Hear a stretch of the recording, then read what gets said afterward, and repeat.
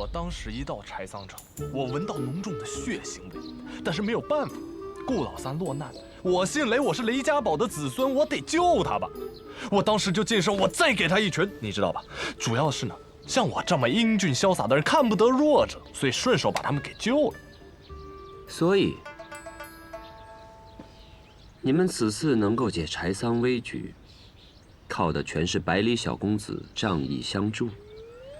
若不是因为我不惜身份的暴露前去保护他，那小子早被燕别天给杀了。不过说到底吧，他的性子特别符合我的胃口，所以在我心里，我已经收他做我的小弟了。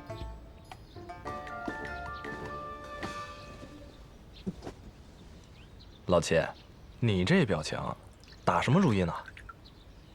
学堂大考，马上就要开始了。你是说，或许，师傅的关门弟子，我们的小师弟。可是他再怎么说也是镇西侯府的小公子，这镇西侯爷能让他入天启吗？不可能。再说了，他那功夫啊，差得离谱，他也只有轻功还凑合。我也就是随口一说。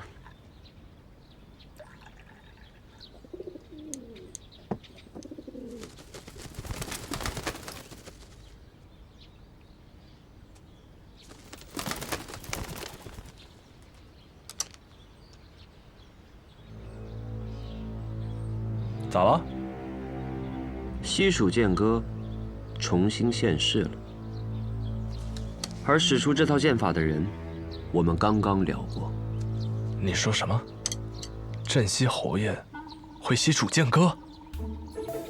我刚才提镇西侯了吗？小百里，你说什么？那小子会剑术？他可是连燕别天身边的侍卫都打不过的。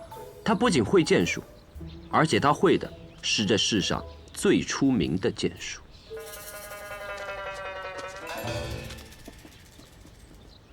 小先生，宫里来人了。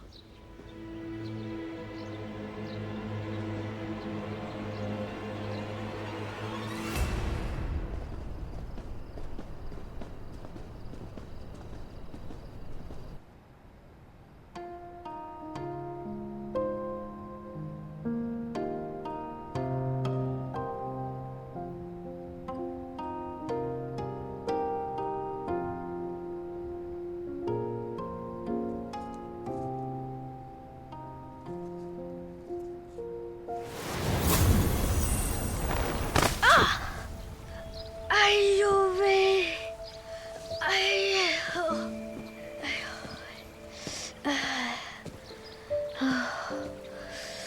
你是谁？如何到的这里？抱歉，抱歉，我不是故意闯进来的，我是在躲我家里的人呢。他们不知道又怎么，给我请了个先生来教我，跑着跑着就跑到老爷爷您这里来了。你就直接进来了？对呀，我刚爬上桥，没想到脚底一个打滑就摔进来了。就是那，哎，这，我明明是摔进了院子里呀。我在院外设了阵法，寻常人是到不了这儿的。你既能破我阵法，说明你我有缘分。你可愿拜我为师？老爷爷，你要教我什么？教你什么？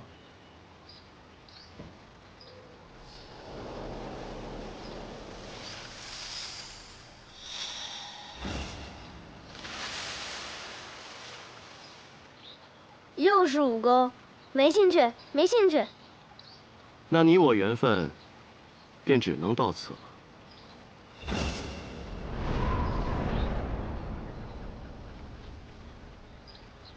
去吧。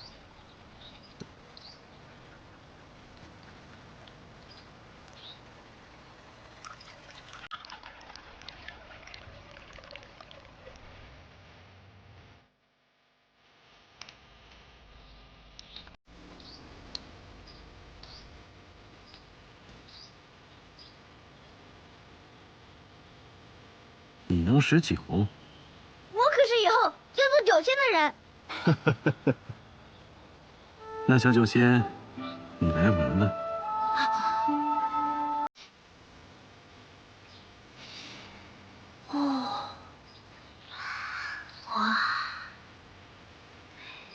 好香醇的酒，哪里买的？我也要去买。这酒可是买不到，是我亲手酿。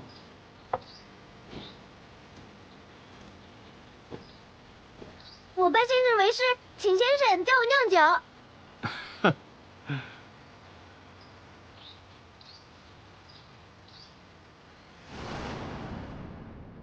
师傅，我是不是给您添了个天大的麻烦？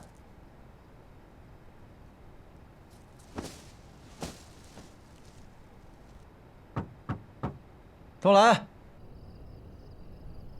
小公子，不是东来了。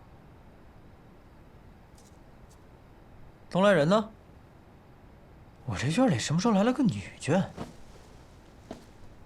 东来是小公子的心腹，被世子爷调到西院去了。瑞儿是从别院调过来的。我爷什么时候回来？今日听府上送信的人来说，怕是还得3、4天吧。等不了了，我得马上去见师傅。瑞儿，你立刻前往洛城巷，找个叫做怀仁的药铺，通知里面的人，快马加鞭，一刻不停地往天启方向跑，直到遇到侯爷的军队，听到了吗？哦，小公子，您这是想让老侯爷早点回来替您撑腰啊？我可是世子妃的人啊！别演了，我娘亲肯定是装的骗我爹，好把你安排在我的身边，都是自己人。天哪，到底是谁给了小公子这样的自信啊？当然是我跟我娘亲这么多年来的默契啊！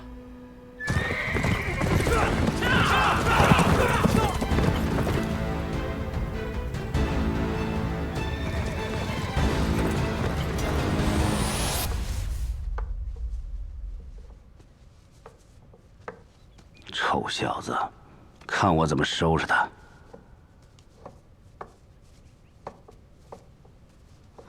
昨日，哥哥同我说，他们回来的路上先去了剑林。嗨，我觉得大舅哥啊，这事做的没问题，是该让东军长长见识了，不然真成了废物了。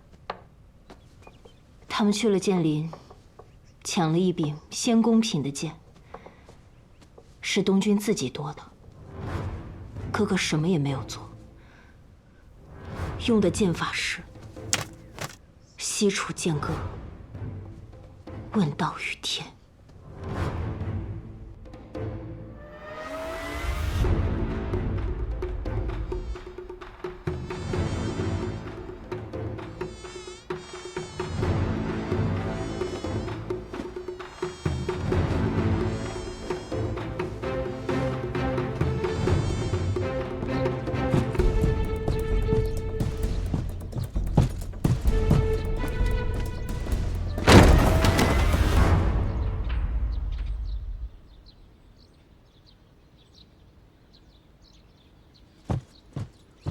百里东军啊，百里东军，好你个百里东军！世子爷，好久不见，这么着急是要去哪儿啊？臭小子，你竟敢出来了！谁把你放出来的？谁？我。爹，把百里乘风绑起来。是。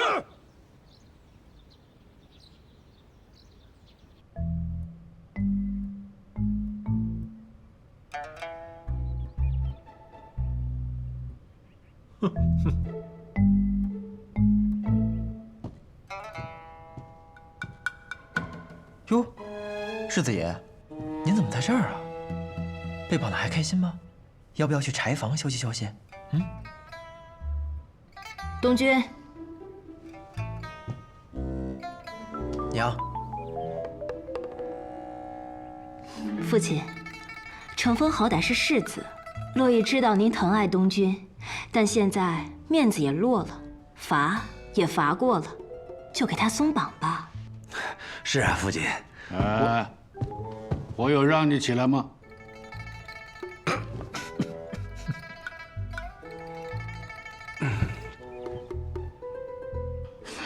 东君啊，你觉得呢？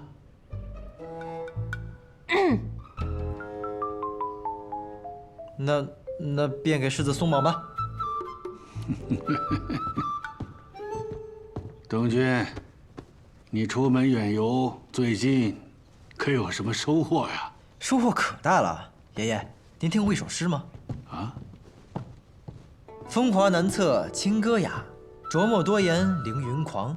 柳月绝代莫尘丑，卿相有才留无名。哦，北篱八公子，他们可是鼎鼎有名的大人物啊！不错，这次我就见到了其中的清歌、琢磨、凌云、柳月、莫尘这5位。不光如此，我还帮了他们一个忙。哦，来，东君。据我所知，他们平日都在天启城啊。这次他们是为了顾剑门而来，为了兄弟千里赴柴桑，仅凭这番义气，就十分值得我结交一番。东君啊，听你舅舅说你去剑林夺了一把剑，你不妨跟大伙说一说你在剑林的见闻吧。哦，那剑林，那叫一个气派宏伟。我不过是阴差阳错的得了一把好剑。哎，怎么了？哎呦，我这个昨天一晚上在柴房睡的，那蚊子嗡嗡的都没睡好觉。还有爷爷，你这一路舟车劳顿，一定很疲惫吧？不如我们今日到此为止，各自回房歇歇。你看，东君啊，你长大了，懂得照顾爷爷了。好，赶紧回去休息啊。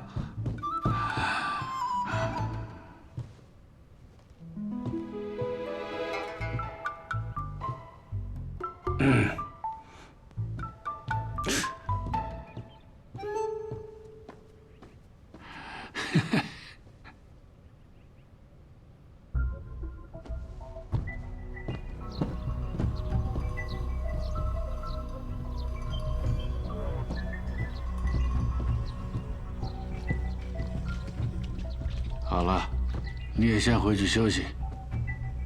是。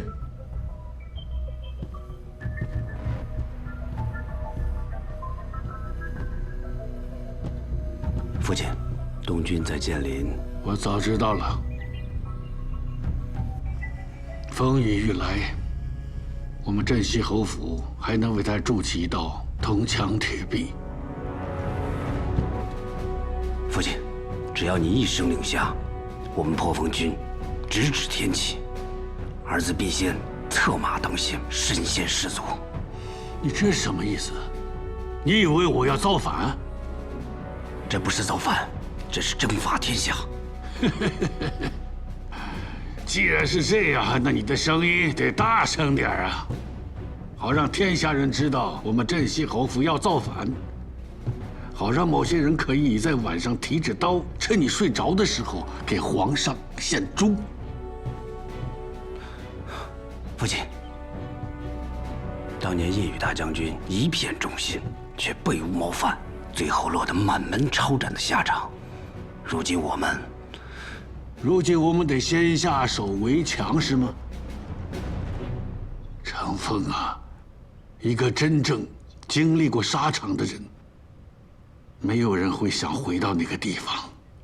一个真正懂得战争的人，绝对不会轻易地发动战争。人的欲望是无止境的，可那士兵身上的血洒出来都是热的呀。那西楚如仙，你是想说当年我留守？你错了，当年一战我没有留守，但我也不清楚为什么到现在他还活着。那方才你还放东军走，他分明要给那如仙报信。西楚可是我们破的呀，你就不怕他？如果那个真的是西楚如仙，他就不会为这事儿怪罪东军。父亲，回去好好休息吧。父亲，最后一个问题，你想问，你是不是我的亲生儿子是吧？这还用问吗？我不一定是你亲儿子，但东军一定是你亲孙子。好了，我知道你想问什么。你想说，纵使我们没有造反之心，但这城外那些天启人不怎么想。不错，若是他们来了，那当如何？那便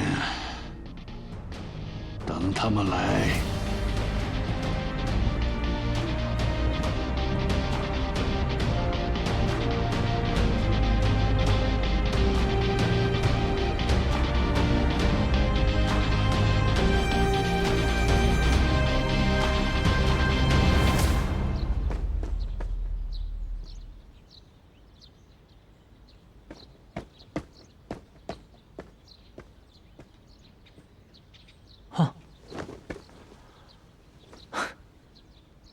这小滑头。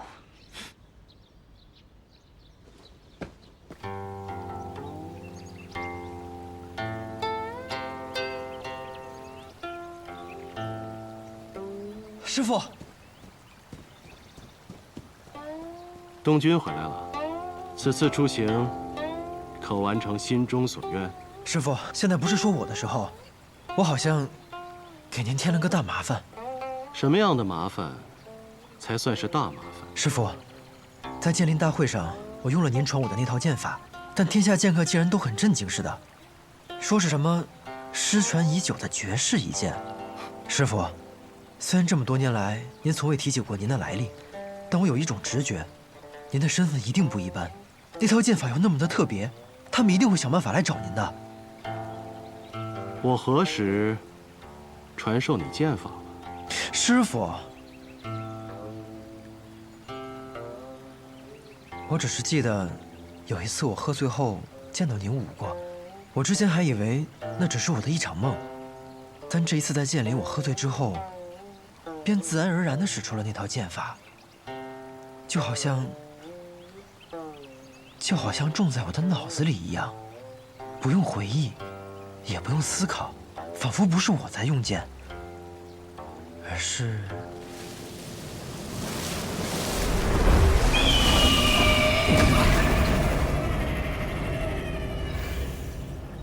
是剑在控制着我。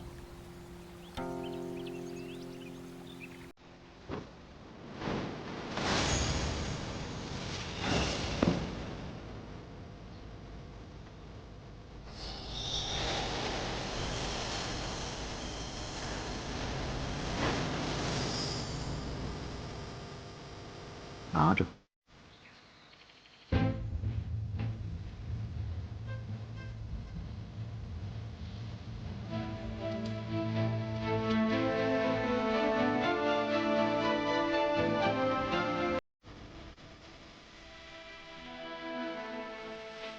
闭上眼，感受它。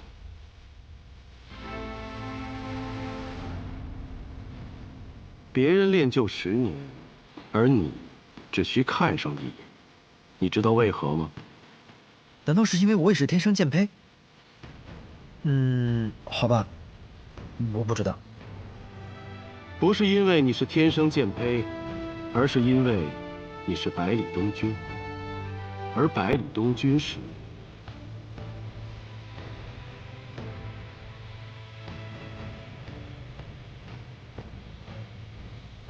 因为我是百里东军。师傅，我不明白，已经有很多人这样说了。我是谁？我是百里东军。可为什么是我？因为我是百里东军。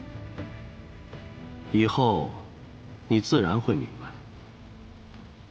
东军，匹夫无罪，怀璧其罪。你想要学剑吗？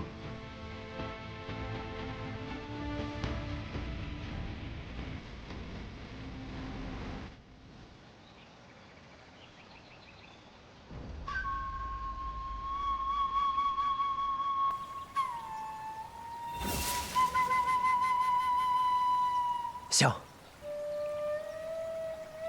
师傅，我想学剑。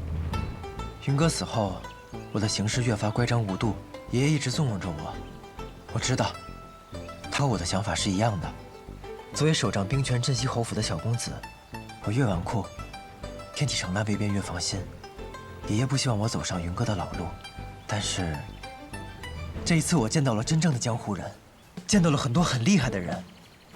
或许仅凭现在的我，还不足以名扬天下，还不足以守护我想守护的人。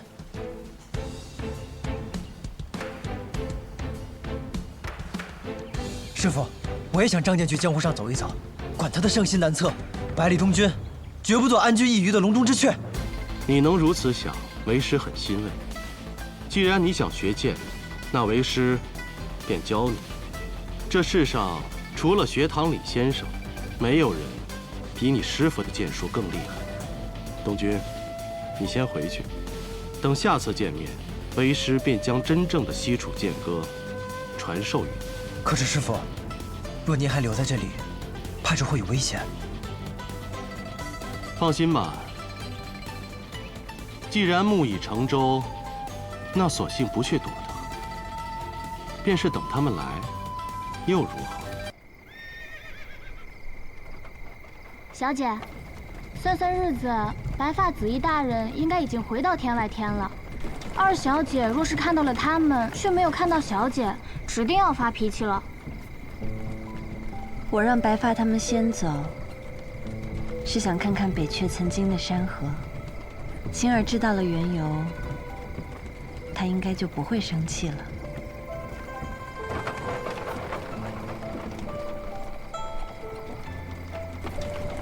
小姐，那儿有一户人家。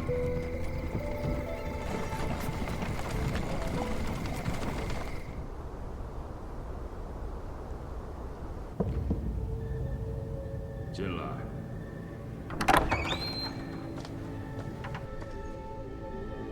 禀无相尊师，西楚剑歌问世，天生五脉也找到了。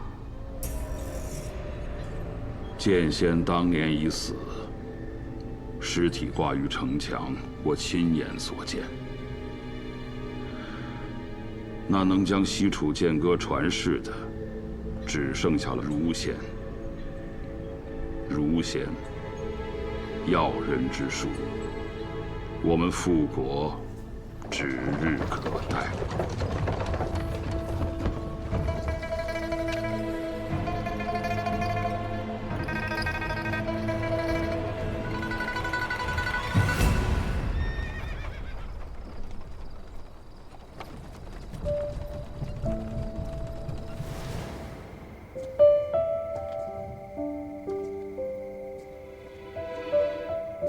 小姐，他们供奉的是咱们北阙的勾陈大帝，他们是我们北阙的子民。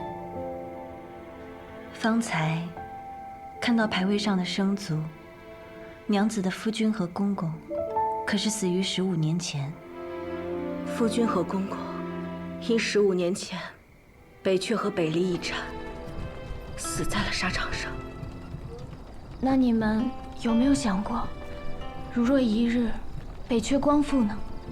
北阙光复又能怎么样呢？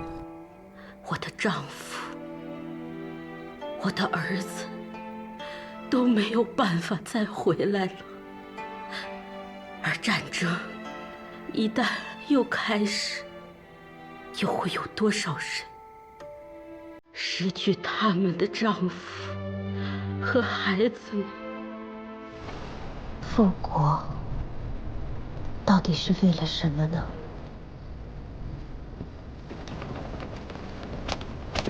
小姐，你在想什么呢？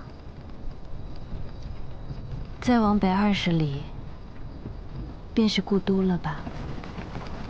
每年元宵，花灯满城。我原以为那是人间最和美的景象，可是好像不论它还是不是一个国家的都城，不论执掌它的还是不是那个人，若是10年安稳，到了原乡，依旧还会花灯满城。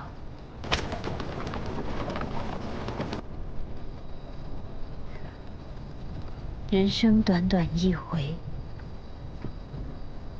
北阙移民需要的，或许并不是北阙，而是像今夜一样，没有纷争的安稳吧。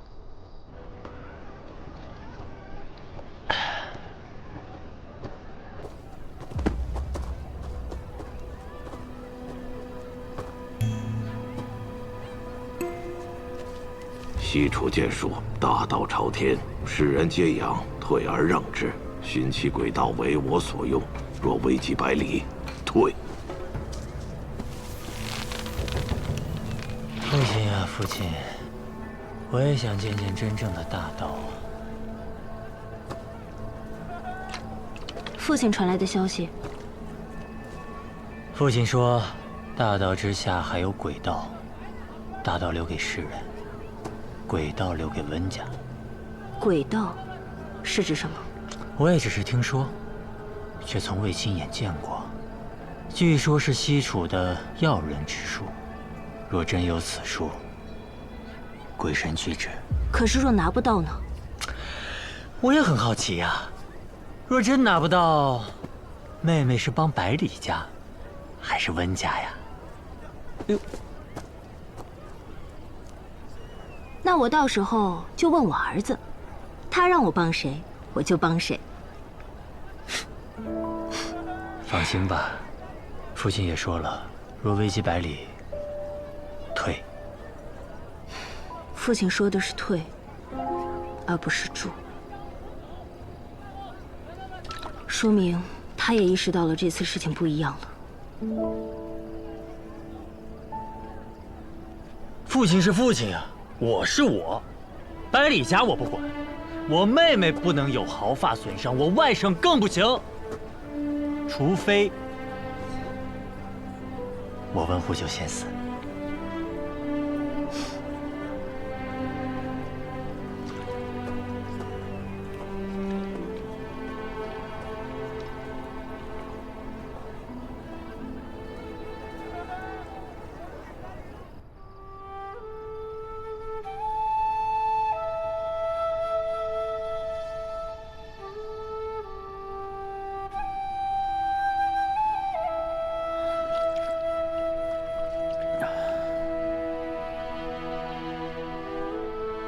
也不知道司空长风怎么样了。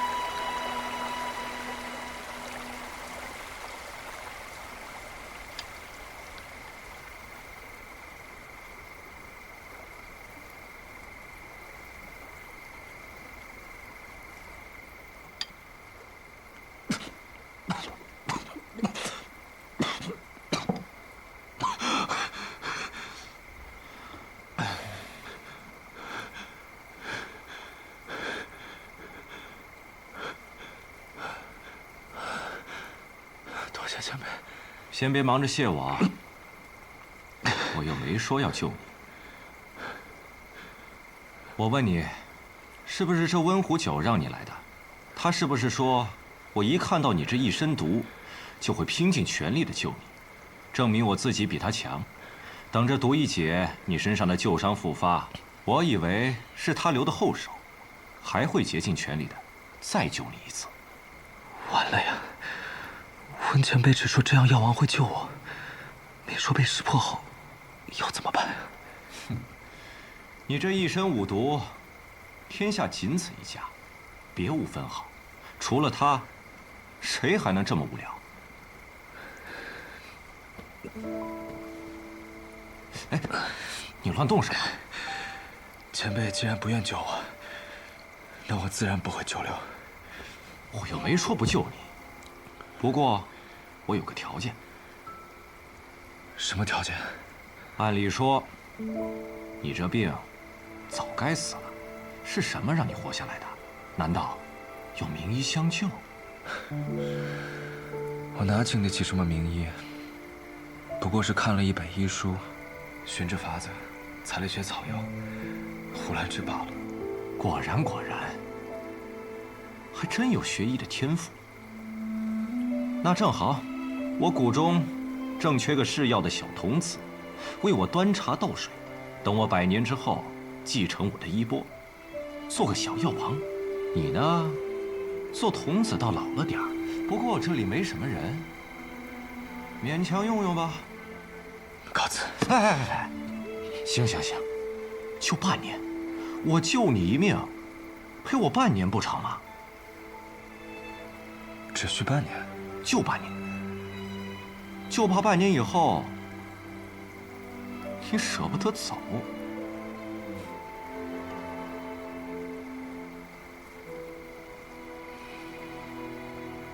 好。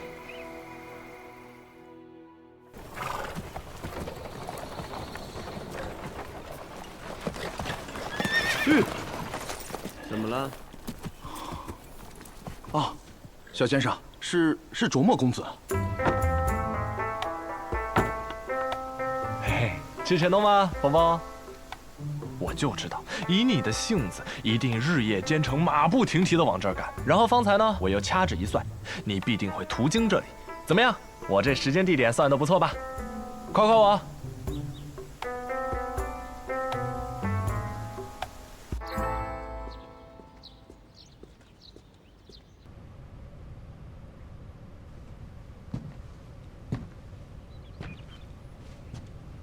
父亲，天启城来的人有消息了。学堂小先生，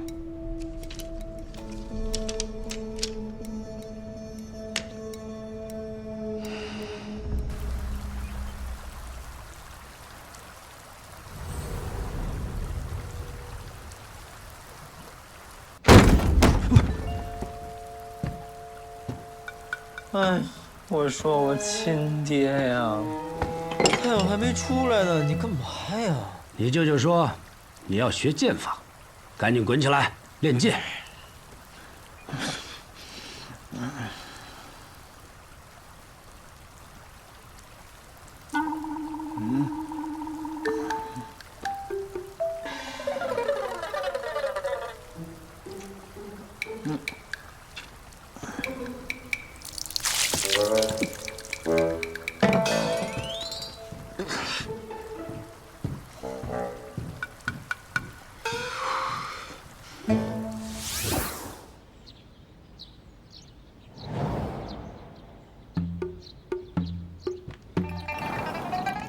臭小子，还换了个地方睡，不像个样子。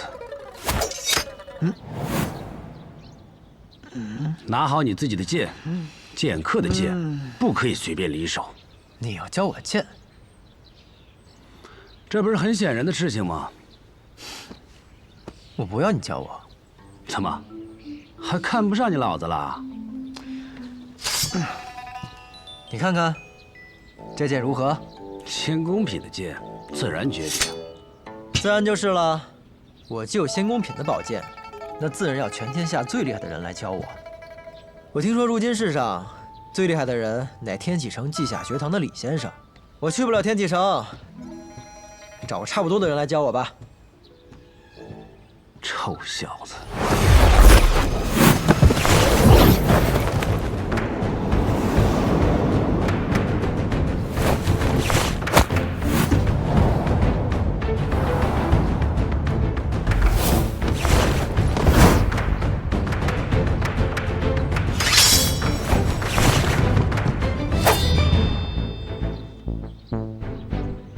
说过，剑客的剑不可以随便离手。还我！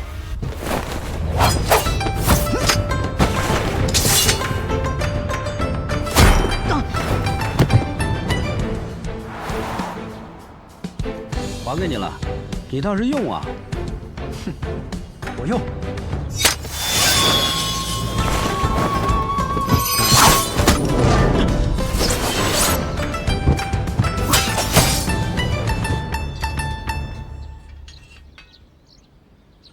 你这也叫做用剑？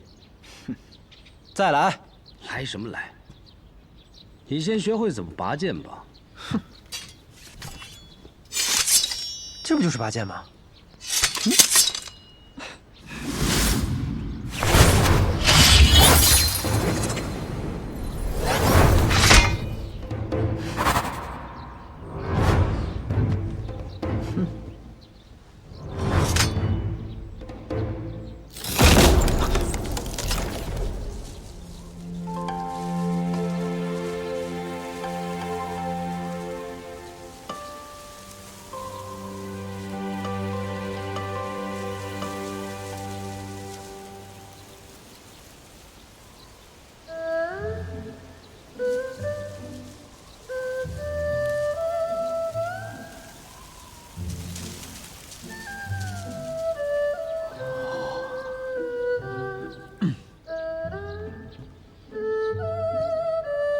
这才叫做拔剑。这便是我所习的瞬杀剑法之起势。师傅教我的剑术，我只不过才练得皮毛，但是我却记得他跟我说过的一句话：刃出必有因，归鞘必有果。剑气如惊雷，雷息杳无音。你要记得，你出剑是为何而出剑。从今日起，你的衣食住行皆在这后院解决。等你的拔剑术练到能将这个稻草人斩为2截的时候，你才可以从这里走出去。不就拔个剑吗？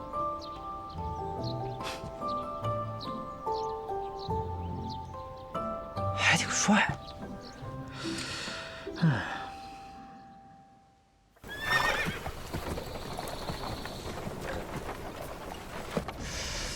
我就想不明白，为什么我们非得特意换上这身衣服呀？因为先生说过，白衣胜雪，公子如玉，这才是学堂应有的风范。我和你可不一样，我最讨厌穿白色了，主要洗起来麻烦，而且你知道吗？若是真的染上灰尘的话，那就和先生口中的公子如玉4个字一点都不搭样。先生早料到你会如此抱怨，他让我告诉你，这叫仪式感。你和老侯爷把东军藏在后院练剑，只是为了躲那一个人吧？学堂小先生。这个小先生，可不只是学堂小先生啊。那区区一个后院，还能藏得住东军啊？哎，他要是真的一剑，把那个稻草人给砍了呢？就算他再有天赋，短短几天内根本摸不到拔剑术的皮毛，没有内力作为根基，给他1个月也不够。若是他已有内力呢？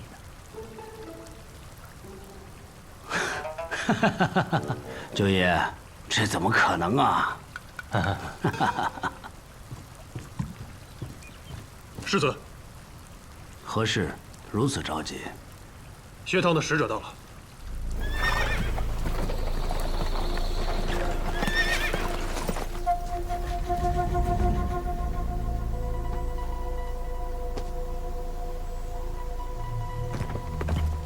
这位，应该就是镇西侯世子百里成风吧？他就是百里东军的爹？他可是个厉害角色。世子爷，小先生，久仰。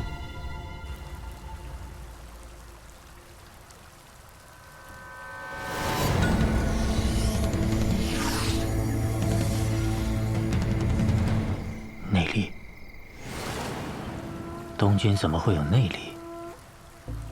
他似乎还不知道。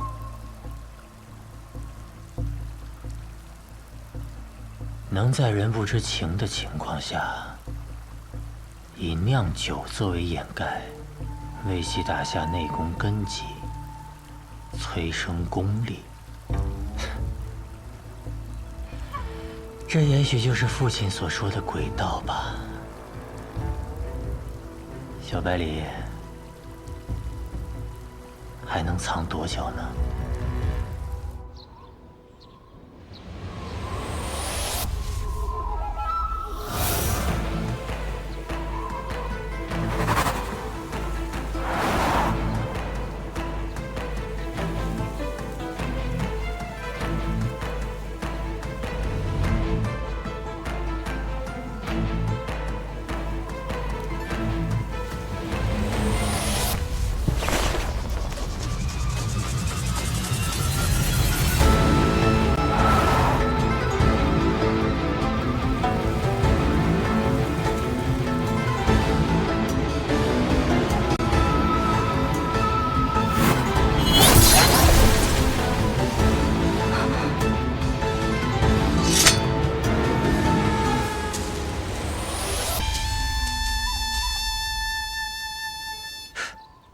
怎么样，还行吗？